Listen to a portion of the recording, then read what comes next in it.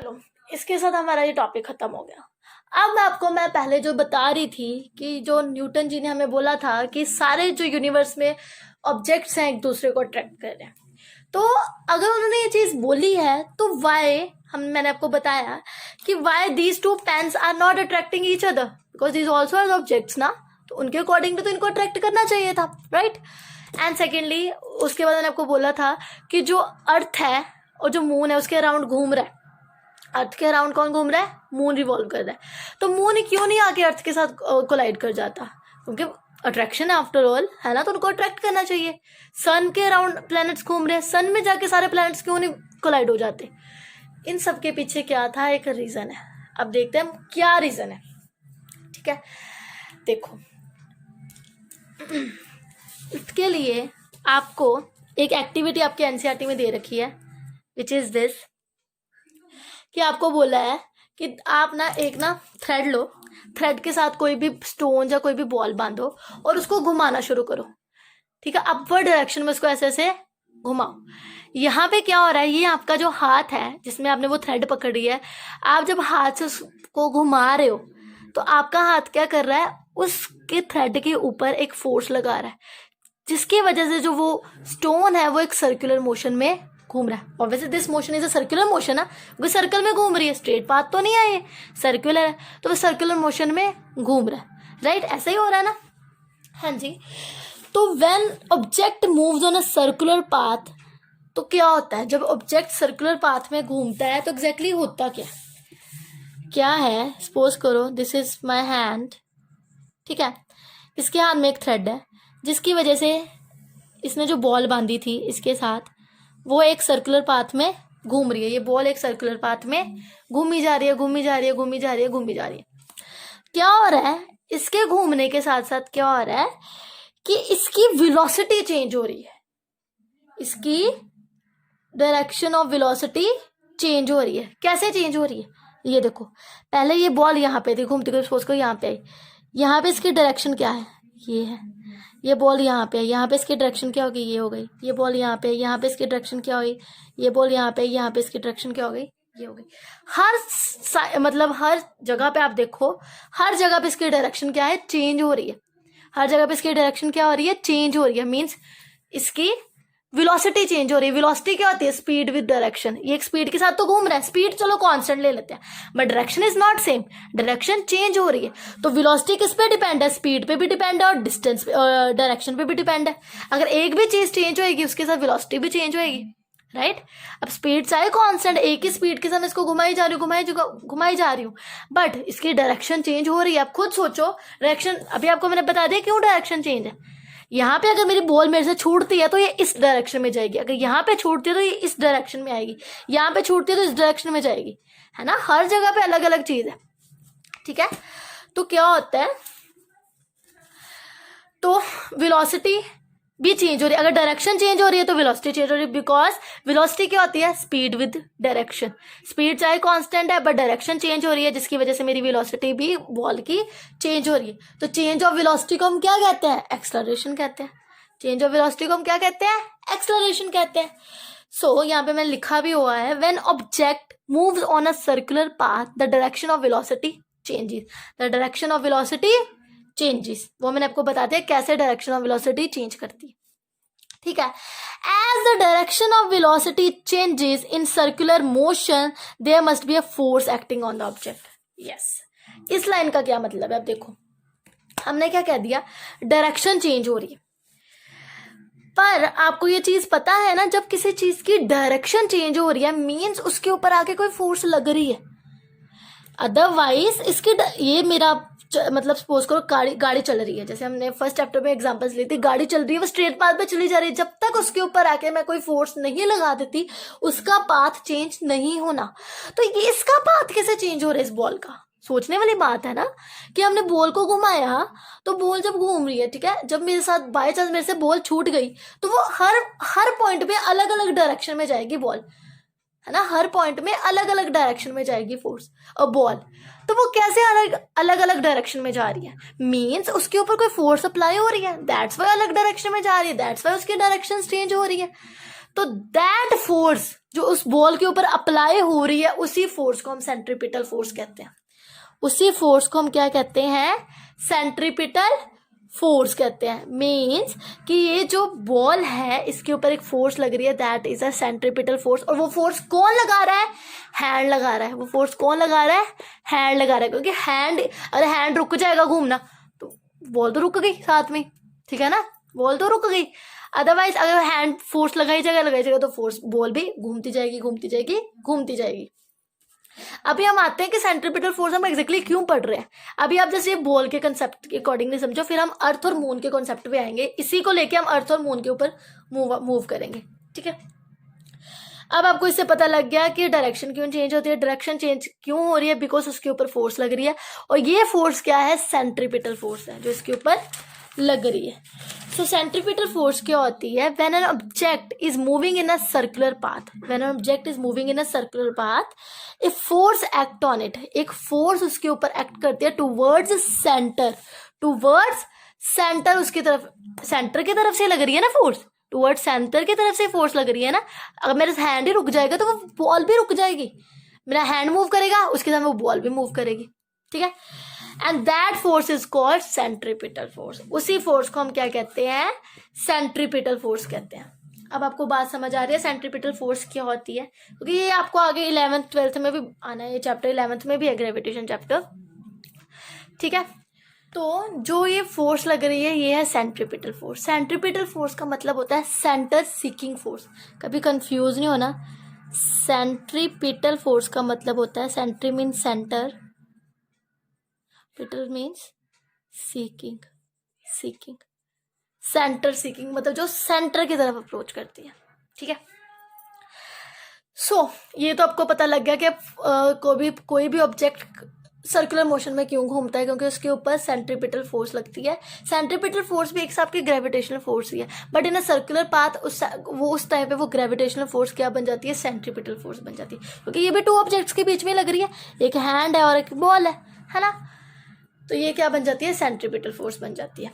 हाँ जी, तो अगर बाय चांस मैं इसको घुमाते घुमाते मैं इस रस्सी को छोड़ दूं, मैं इस थ्रेड को छोड़ दूं, तो जब हमें पता है कि ये जो बॉल है, जो ये जो मेरी स्टोन जो मैंने इसके साथ बांधा हुआ था वो अट्रैक्ट कर रहा है ना, हमने देखा है ना कि अट्रैक्शन होती है, मतलब ग्रेविटेशन फोर्स के accordingly two objects attract each other. तो उस बॉल को तो मेरी तरफ आना चाहिए, है ना, according to the gravitational force, but वो मेरी तरफ नहीं आ रहा। वो क्या जा रहा है? वो जब मैं इसको छोड़ देती हूँ, सपोज करो मैंने इसको यहाँ पे छोड़ दिया, तो ये कहाँ जाएगा? इन दिस डायरेक्शन, जैसे ये बनी हुई है, ये इस डायरेक्शन में चला जाएगा। जैसे मैं आपको बता रही हूँ ना, डायरेक्शन चेंज हो रही है, तो ये अगर मैंने इसको यहाँ पे छोड़ दिया तो ये मेरा इस डायरेक्शन में चला जाएगा बॉल, ये मेरी तरफ नहीं आएगा। क्यों नहीं आएगा? बिकॉज ये अलोंग द टेंजेंट मूव कर जाएगा। टेंजेंट आपको पता है क्या होते हैं? जो सर्कल के साथ एक पॉइंट टच होता है उसको हम टेंजेंट कहते हैं, राइट। तो ये अलोंग द टेंजेंट मूव कर जाएगा, ओके। सो इसी कॉन्सेप्ट से हम आ जाते हैं हमारे अर्थ और मून पे, ठीक है। यहाँ पे तो ये कर गया, बट अब अर्थ और मून को जब हम देखते हैं, अर्थ सपोज करो ये अर्थ है, कि ये हमारा मून है, ये भी इसी मोशन में घूम रहा है। क्यों घूम रहा है? Due to centripetal force. ये तो हमें पता लग गया कि सेंट्रीपिटल की फोर्स की वजह से ही मून जो है अर्थ के अराउंड मूव कर रहा है, ठीक है। बट ये जहां तो उधर क्यों नहीं जा रहा, जहां तो इधर क्यों नहीं आ रहा, है ना। देखा जाए तो इसको भी अर्थ की तरफ अट्रैक्ट हो रहा है, तो ये इसको अर्थ की तरफ आना चाहिए, अर्थ को मून की तरफ जाना चाहिए, पर ये ऐसा क्यों नहीं हो रहा, ये हम देखते हैं। This is my earth, okay. ये मून है, ये भी ऐसे ही ऑर्बिट में घूम रहा है अराउंड द अर्थ, ठीक है। क्या हो रहा है जब ये अर्थ मून अर्थ के अराउंड घूम रहा है? Due to centripetal force. वो तो हमें पता लग गया क्यों, ये क्या सेंट्रीपिटल फोर्स क्या है, ये हमें पता लग गया। ये है कि जब भी कोई ऑब्जेक्ट सर्कुलर पाथ में घूमता है तो उसके ऊपर एक फोर्स एक्ट करती है टूवर्ड्स दी सेंटर, उस फोर्स को हम कहते हैं सेंट्रीपिटल फोर्स कहते हैं। तो ये तो रस्सी रुस्सी से तो कोई बंधा नहीं हुआ कि जहाँ ये छूट जाएगा तो ये गिर जाएगा मून, है ना। तो ना ये इधर को आ रहा है, क्यों नहीं आता? एग्जैक्टली होता क्या है, अंदर को तो एक सेंट्रीपिटल फोर्स लग रही है जो ये अर्थ लगा रहा है ना, अर्थ लगा रहा है, क्योंकि अर्थ का मास ज़्यादा है, वो इसके ऊपर फोर्स लगा रहा है। वो हम मास की बात में करते हैं। तो ये मून की तरफ एक फोर्स लगा रहा है, ठीक है, that force is a centripetal force, क्योंकि सर्कुलर पाथ में सेंट्रीपिटल फोर्स होती है। बट ये जो मून है इसके ऊपर एक बाहर की तरफ भी फोर्स लग रही है, that is a centrifugal force, that is a centrifugal force. इसके एक बाहर को भी फोर्स लग रही है, अंदर की तरफ तुमने देख ली कौन सी लग रही है, सेंट्रीपिटल, पर इसके एक बाहर की तरफ भी सेंट्रीफ्यूगल फोर्स लग रही है। और ये जो दोनों फोर्सेस है ना, इन दोनों फोर्सेस का मास क्या है, इक्वल है। इन दोनों फोर्सेस का मास क्या है, इक्वल है, बट दोनों की डायरेक्शन क्या है, डिफरेंट है।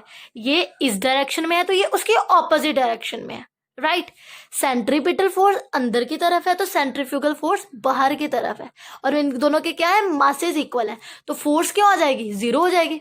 हमने सेकेंड चैप्टर जब आपने पढ़ा होगा, सेकेंड चैप्टर में हमने देखा होगा, जब कोई ऑब्जेक्ट है, ठीक है, इसको मैं सेम फोर्स से इस डायरेक्शन में खींच रही हूँ, इसी को ही मैं सेम फोर्स से इस डायरेक्शन में खींच रही हूँ, क्या ये ऑब्जेक्ट मूव करेगा अपनी जगह से, नहीं करेगा, बिकॉज नेट फोर्स क्या हो जाएगी, जीरो हो जाएगी, है ना। जैसे इसको मैं 10 न्यूटन की फोर्स से इस साइड खींच रही हूँ, इसको भी 10 न्यूटन की फोर्स से मैं इस साइड को खींच रही हूँ, राइट। दोनों का मैग्नीट्यूड फोर्स का क्या है, सेम है, बट क्या हो रहा है, दोनों क्या है, ऑपोजिट डायरेक्शन में, एक लेफ्ट में है, एक लेफ्ट में और एक राइट में, ठीक है। तो इनका नेट फोर्स क्या हो जाएगी, जीरो हो जाएगी, जिसकी वजह से ऑब्जेक्ट अपनी ही जगह पे रहेगा।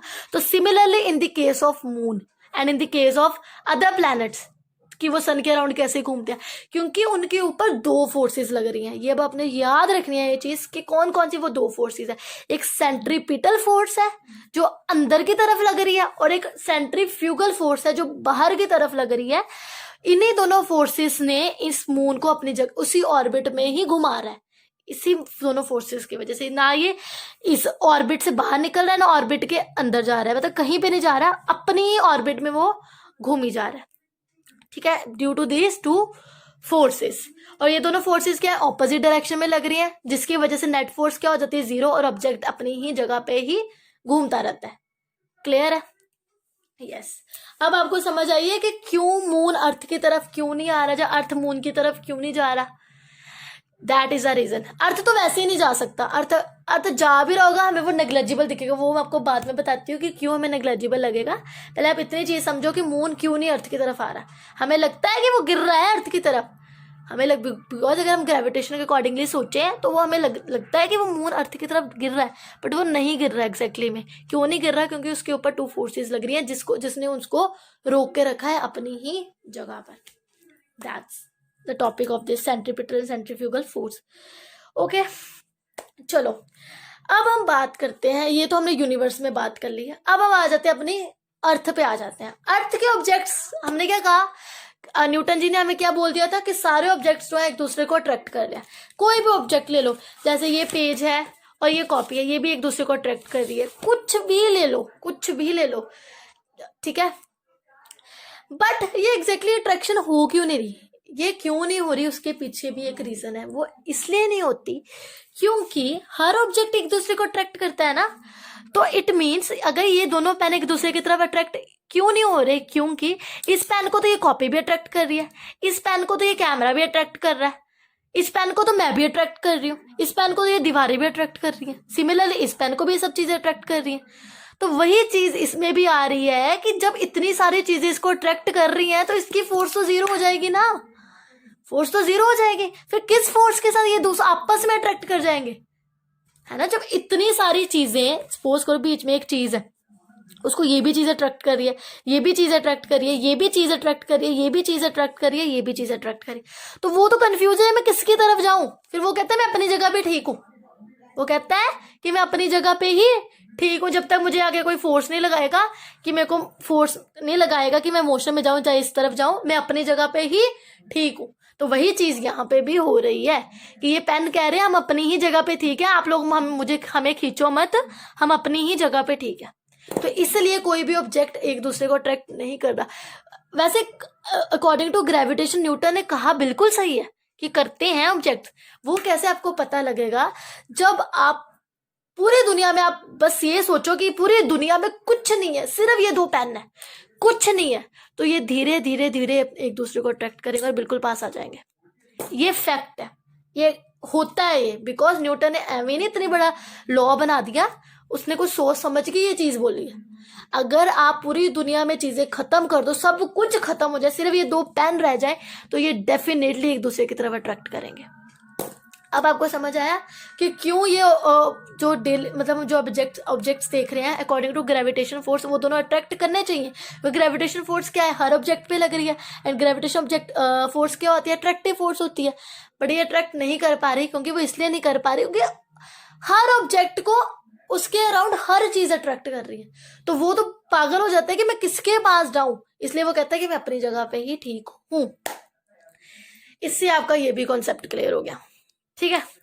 अब आपको अगर ये चीजें टाइम, आपको ये धीरे धीरे समझ आएंगी, ये चीजें जो मैं बोल रही हूँ ना, आपको ये धीरे धीरे समझ आएंगी। इसके लिए आपको ये लेक्चर रिपीट मोड में देखने पड़ेंगे इफ यू वांट कि आपको ये चीजें समझ आएगी एग्जैक्टली मैं बोल के रही हूँ, क्योंकि ये सब चीजें आपके लिए न्यू है। जब तक आप इसको 2, 3, 4 टाइम्स नहीं देख लोगे, आपको वैसे समझ नहीं आना। ओके, हाँ जी। तो नेक्स्ट मैंने आपको बता दिया है कि 2 क्वेश्चंस मैंने जो कहे थे वो मैंने दोनों बता दिए कि कोलिजन्स क्यों नहीं हो रही, ठीक है।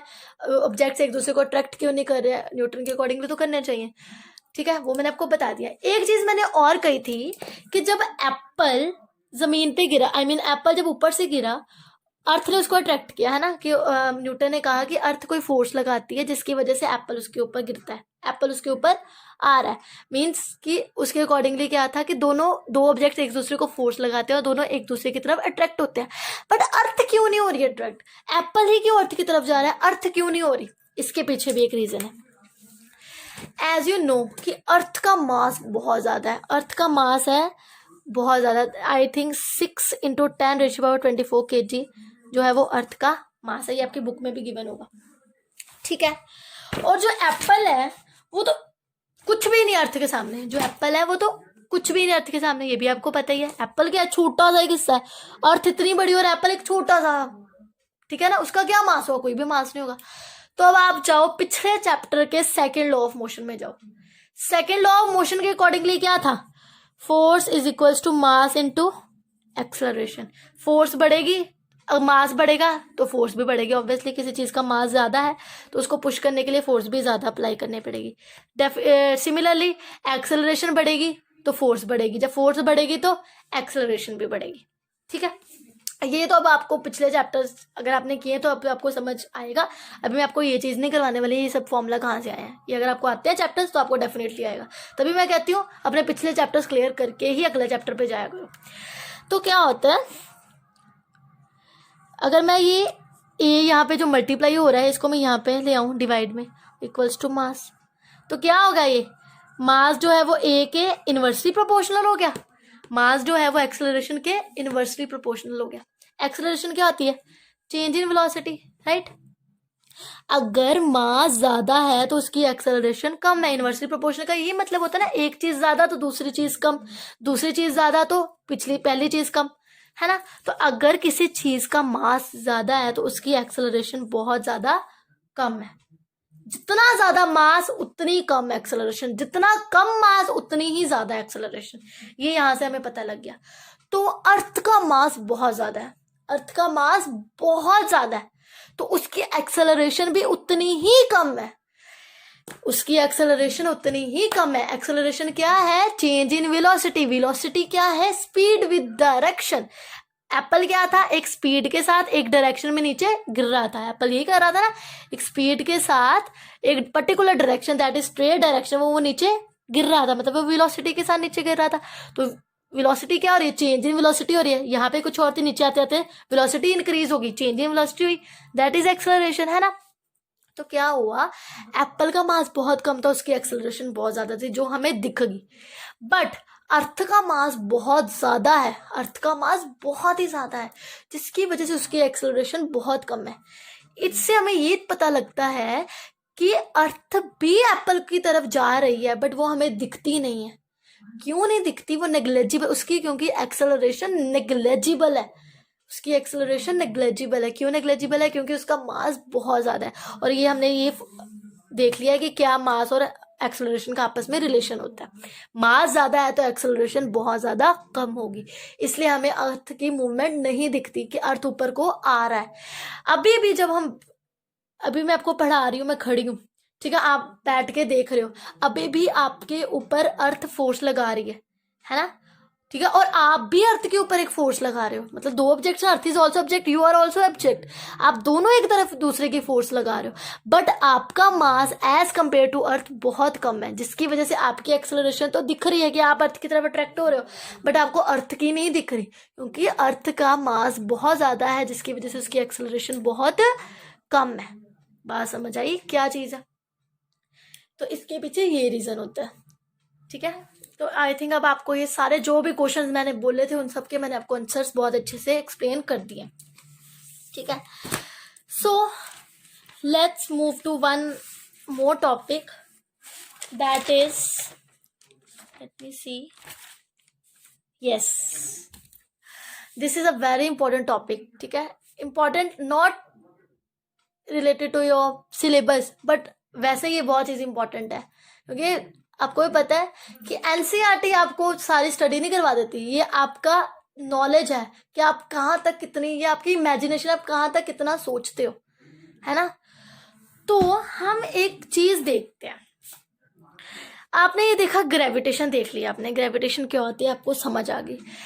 क्या ग्रेविटेशन और जो ग्रेविटी आप वर्ड बहुत बार सुनते हो वो दोनों सेम चीज़ें हैं? क्या ये दोनों सेम चीज़ें हैं? नहीं है। ग्रेविटेशन और ग्रेविटी में फर्क है। ग्रेविटेशन क्या थी? ग्रेविटेशन एक फोर्स थी जो हर ऑब्जेक्ट के बीच में लगती है, हर टू ऑब्जेक्ट्स के बीच में लगती है। Gravitation is a force that is a attractive force between the two objects. But gravity क्या है? ग्रेविटी एक ग्रेविटेशनल फोर्स है। ग्रेविटी क्या है? एक ग्रेविटेशनल फोर्स है जो कि सिर्फ और सिर्फ अर्थ लगाती है और कोई चीज नहीं लगाती। अब आप कह दो ना कि मून पे ग्रेविटी ज्यादा है तो मून पे ग्रेविटी कम है, ये आप चीजें कहते हो कि मून पे हम मून के सरफेस से टच नहीं होते। हम कहते हैं ना मून पे जब जाते हैं तो हम सरफेस से टच नहीं होते, बिकॉज वहां पे ग्रेविटी बहुत कम है। वहां पे ग्रेविटी कुछ नहीं कम, वहां पे ग्रेविटेशनल फोर्स कम है, क्योंकि ग्रेविटी वर्ड सिर्फ और सिर्फ अर्थ के लिए है। ग्रेविटी वर्ड सिर्फ और सिर्फ अर्थ के लिए, जो अर्थ ग्रेविटेशनल फोर्स लगाती है ना, उस फोर्स को हम कह देते हैं gravity in case of earth. But moon पे ग्रेविटेशनल फोर्स कम है। ग्रेविटेशनल फोर्स मतलब दो ऑब्जेक्ट के बीच में जो अट्रैक्शन है वो बहुत कम है, जिसकी वजह से हम मून के सरफेस के साथ टच में नहीं आते, हम वहां पे फ्लाई करते रहते हैं, उड़ते रहते हैं, जैसे आपने थोड़ी बहुत वीडियोस भी देखी होंगी, है ना। अब आपको ये चीज समझ आनी चाहिए कि ग्रेविटी क्या होती है और ग्रेविटेशन क्या होती है। अगर आपसे कोई भी कभी भी कोई क्वेश्चन पूछे, is gravity and gravitation are same, you always said that no, gravity and gravitation force are not same. Why they are not same? Because gravitation is our attractive force between the two objects in the universe. पूरे universe में दो objects के बीच में जो attractive force है that is a gravitation force, पूरे universe, ठीक है।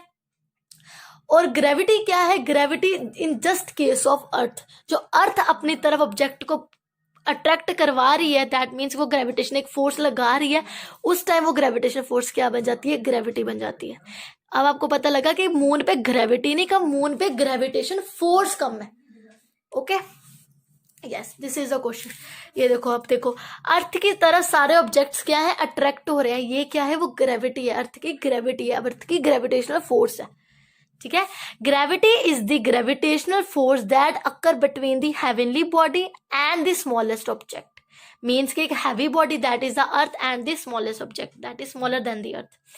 Gravity is the force acting to pull object towards the earth. आगे ना बात, ग्रेविटी वो फोर्स है, वो ग्रेविटेशन फोर्स है जो अट्रैक्ट करती है ऑब्जेक्ट्स को towards the earth, towards the earth attract करती है। अंडरस्टैंड? यस। विद दिस मैंने आपका up to first topic cover करवा दिया मैंने आपका, जो मेरा फर्स्ट लेक्चर था वो इससे